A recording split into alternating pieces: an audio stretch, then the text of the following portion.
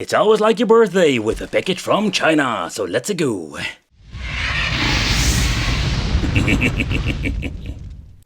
Hey, welcome back to the channel. It's awesome that you're tuning in, because in this video it's time to take a close look at this plug and play game stick. For the people who have no idea what's going on over here, this is basically a game stick that can plug into the HDMI port, get two controllers, and you can play thousands of games. But when it comes to these game sticks, there are a lot of differences. First of all, this is the X2 Plus edition. So what's plus about it? I have no idea. That's what we're going to find out today. I really love the way they're going to put this on the box. Professional game chip. But nevertheless, this thing comes with emulation 4.3. So I'm really curious how this will actually work. Connectivity and the double rocker. So emulation is basically an Android box, and that is what these things are. They're just Android boxes added with, or already said, like completely configured with new kinds of, let's say, software. You can just get yourself a certain supported, let's say, game stick or an Android box or whatever, download the emulation piece of software, and that's it. But the game stick Lite is just your all-in-one solution. This thing looks really nice, and I mean, particularly when it comes to the, let's say, the curves and the way how they present this. But another thing what I find very convenient, that it is very slim down. When you're having different products I've reviewed, they are like very thick and need an extension HDMI cord to actually get this thing to plug in your television. At the back we're going to get one USB port, and with the dongle that is in here, you're just going to plug this thing and configure it with two wireless controllers, or everything is pre-configured. Over here they're going to get a micro USB cable to USB for powering on, because if you're going to plug it into your HDMI port, it doesn't work. And then we're going to get ourselves the micro SD card, and they are using very cheap brands, but let's double check it to make sure. And yep, they're using a very cheap brand like always, 128 GB, but take consideration, back up these things please, because if they get corrupted and they just going to be automatically out of nothing. Oh, they need to stop using these cheap crap, you know, get a real SanDisk or a Samsung. Yep, that costs money. But underneath there we're going to get the two controllers. Oh, that is a surprise. So what I mean with a surprise, so normally in my videos I'm always saying, hey, you need to get yourself sometimes a 5V, because you cannot always get the 5V from every television when using the USB cable. This one goes to the USB stick or the HDMI stick, another one to your television. Yeah, and it seems to be that you're going to get yourself a 5V charger, and a very strange one to be honest. But hey, they're giving you one for free, or at least you're going to get one in the kit you're paying for. But here we're going to get a very short extension cord, if you can plug it into your television. And of course, the toilet paper manual. But here we're going to do absolutely one piece of, let's say, glossy toilet paper. Don't use toilet paper, please don't do that. Because you're going to get paper cuts in your butt. Okay, but in... let's see which one is the English one. Okay, supported simulators. So it gives you like a quick overview what you actually can play. So they also, this is the moment they're saying, hey, we can play PlayStation Portable. I can tell you already, that's not going to be working. We do have Saturn, so I'm really curious, but these, like say, cheaper devices run on very old specs. So a lot of systems will not run, and I'm guessing N64, PlayStation Portable. Maybe Dreamcast can be a hit or miss, but it gives you an explanation how everything works, how to get back to the main menu and stuff like that. So if any problems, yeah, I would say try the manual, but there's not a lot of information in there. And of course the wireless controllers, and these things, oh boy, this is absolutely this is a nightmare. And the reason why, because these are like the cheap ones. And oh man, the joystick feel absolutely horrible. There is almost no rubber on here. It's almost like plastic fantastic. It feels absolutely horrible. And that's the thing, and absolutely the overall problem with these things. And to get them open also, that's not a problem. But in there, we're going to get ourselves the battery compartment. How can you open this thing? There we go. We just use the cap of the game stick, and then we're going to get two AAA batteries that we need to put in. And here we're having the on and off switch that I'm always freaking to turn off. It automatically shuts down sometimes some of the controllers, so to save a little bit of battery. But I can tell you, man, these things, you're not going to be very happy with these. But the question remains, can we also use different ones? There we're going to get the problem. We're only having one USB port, not a big of a deal, but which controllers are supported, and we need to use at least an USB hub. I'm always fighting with these freaking things. But everything has been configured like this. Here you can see everything has been plugged into the television. I'm not using a 5V. Just let's see what happens. Okay, so the first attempt I just wanted to see what happens when we're going to plug it in to my USB port. I don't have always a problem with that, but you can see the screen just stays blank. Oh, there we go. Empire Storm, never heard of it. But the downside to it is when you're turning on your television, it will automatically boot up. You shut it down, or your television, it automatically shuts down the product itself. But yeah, there is no on and off switch. And that's a big bummer. I'm trying to keep stalling and keep talking, but nothing is actually happening. No, not really. So after a minute or so, we're going to get ourselves a boot up sequence. Alright, starting up, and let's see if it's going to be booting up at all. The next time we're going to get a very cool intro, and I have no idea where this is from, if this custom made or did they ripped it from some fighting game. Nevertheless, it is unskippable so far when it comes to my version, and it seems to be that it's still loading the program itself. It seems to be that this thing is called the Empire Storm. The emulation that is running on the background is completely changed and altered when you're looking at the original version that you can pick up for free. Okay, so loading up will take some time in general when it comes to the logos, the intro, and finally the final loading screen. And if we're done, it's going to be taking quite a long time. Oh boy. Ah, there we go.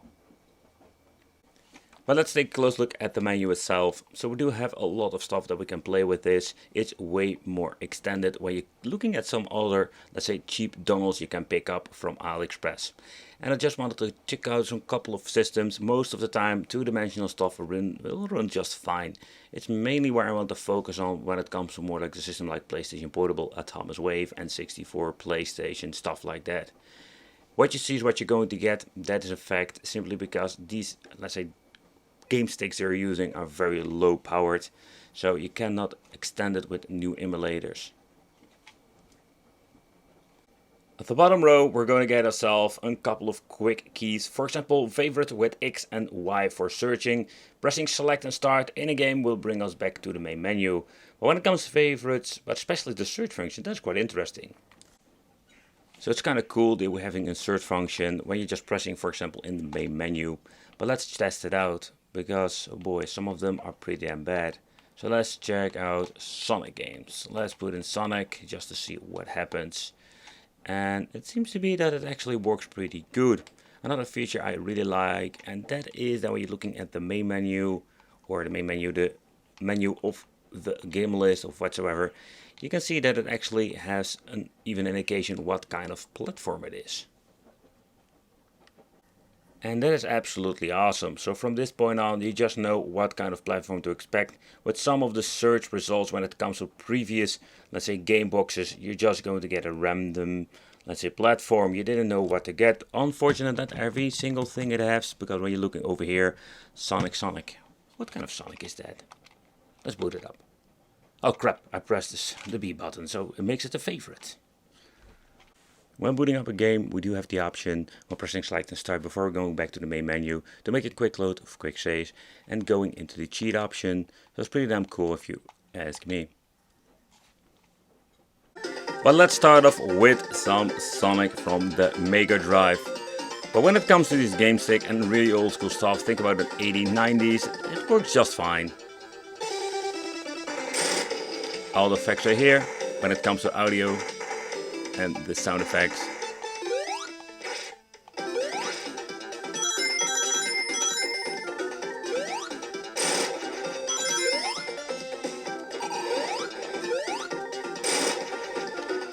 Okay, so let's check out, we can make a quick save over here. There we go. Let's go to the load. And it works pretty damn well. Next up, let's jump into Sega Dreamcast with some Dead Alive. Ooh. And it all runs through a RetroArch. This time we're also going to get ourselves a Flycast, not the Dream emulator, that I personally really like. You can hear with the audio that its status is not running on full speed. It is playable, don't get me wrong. But But the unfortunate thing is with these devices, like it's a fixed system, so it's easy plug and play, but there is no way of messing with the emulator if you want to tune it or mess around with the settings to get a slightly better overall experience. Another, let's say, negative part to this product is that sometimes the loading times, not even like the intro, but also the loading times to a certain game can be like absolutely long. I've been clicking on a Sega Genesis game, but it's just stuck or it just takes forever to load the game. Where we don't have this issue when it comes to some consoles. Let's take a close look at Sega Genesis just to see actually how it runs. It will be in two-dimensional game, so it is less demanding.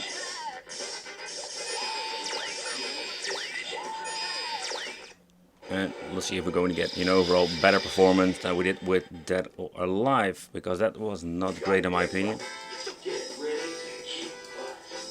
Let's see, also we're going to get some glitching on the back. Wow, I can actually do a move with this D-pad. But so far, so good.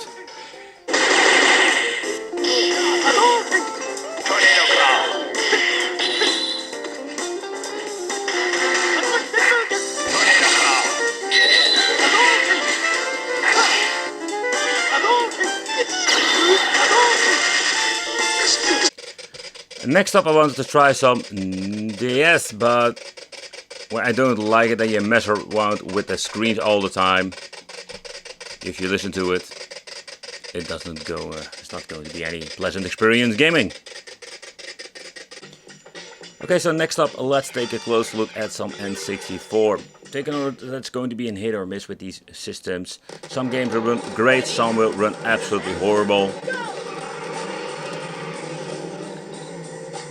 I did hear some crackling noise in the audio, but beside that it seems to be running just fine. And that's what I actually mean. If you're going to get a GoldenEye or an F-Zero X, you're going to get most of the time quite overall mixed performance with those games.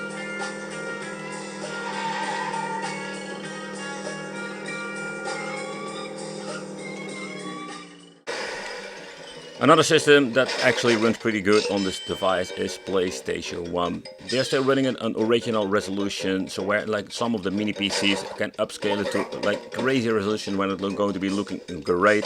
Here we're going to get ourselves just basic resolution. It doesn't look that bad depending on the size of your television, but it works plug and play. I don't notice any input lag of the controller, so that is great.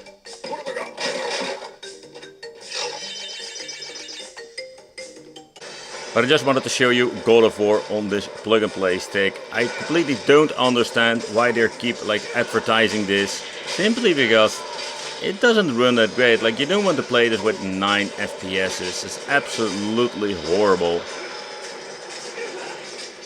If you wonder, if you're going back to the settings itself, yep, everything has been set to a certain point to run it optimized. So everything, frame skip, everything crazy things have been implemented to get and speed up.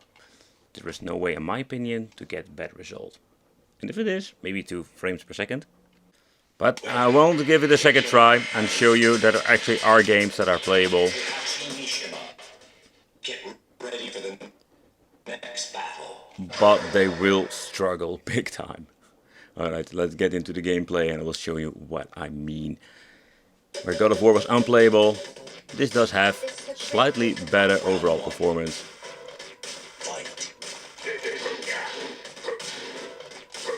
It runs on 55 FPS. I do wonder one thing. So this thing doesn't have frame skip enabled, so we can even mess around with it over here. Let's see if the other ones, yeah, the speed up has been implemented. So what you can do, maybe, if you're saying I want to get a little bit better, put this on 1 and continue the game. We'll have frame skip on, so we're having 30 FPS, but you can see we do have way better overall experience now. But you need to mess around with every single game yourself.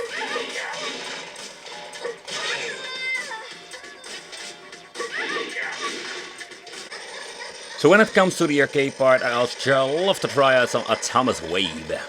And the reason why is because this game runs pretty damn choppy when it comes to overall performance. Well, let's talk about the main menu. So this product has basically like fixed, like when it comes to the menu itself, you cannot mess that up in my opinion. We can set up a new controller if you want to use a different controller. I think it's pretty cool in combination also with the Bluetooth functionality. We can shut out the system over here, and with the emulation station settings, here we can mess around with the resolution you want to use it on. And yeah, you can also say always show boot video. I'm going to shut it down because I think it's really annoying. Reset input configuration and unlock settings. Yeah, so we need to have the pin code. The weird thing is when you're pressing the A button, it doesn't do anything. So I think we can even not even unlock this freaking thing so far I know. So that is the idea with this product. Then we're going to get ourselves a system that is just plug and play ready, and you can play thousands of freaking games all the way up to the freaking Atari. It's great even having a 4-play configuration. We don't have 4 controllers at this moment, but you can configure 4 of them if you want to with a USB hub and just play a lot of games with 4 players. But okay, so what are we going to get in the inside in the GameStick Lite? So in the inside they implemented a piece of metal to get at least a little bit of heat from the chip itself. So they did a little bit of an effort, let's put it that way. But only from one side. I have seen a couple of these devices have it even from both sides. So let's remove the thermal pad. And they are using the S905L. And maybe I'm having it wrong, but I can remember these couldn't run 3.9 or higher, or I just have it in the brain fart here.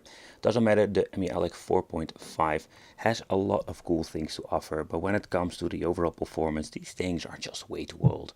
It's all great for 8-bit, 60-bit stuff and some PlayStation 1 all the way up to there, but you can see with PlayStation Portable and N64, we do have some struggles. But yeah, if you don't mind that, I think for the money, we can't really complain. So what is so plus about this thing? I have no idea. I think it's in my opinion just a marketing way to sell the same product all over again. Oh wait, maybe it's the power supply you're getting now. Maybe that's the plus thing. But the controller was another big surprise. Where these things feel really cheap. The D-pad is actually pretty good to do some fighting games or to play some games and get some moves out. But again, they feel cheap, but they do have like a very nice range and I don't feel any input lag whatsoever. The GameStick Lite is a quite interesting piece of tech. You just plug it into your television with some USB 5V juice and you can ready to play thousands of games all the way up to PlayStation 1 without any hassle. Let me know in the comments what you think of a device like this. Thank you all for watching. Consider subscribing, hit the little bell, and it would be great to see you in the next video.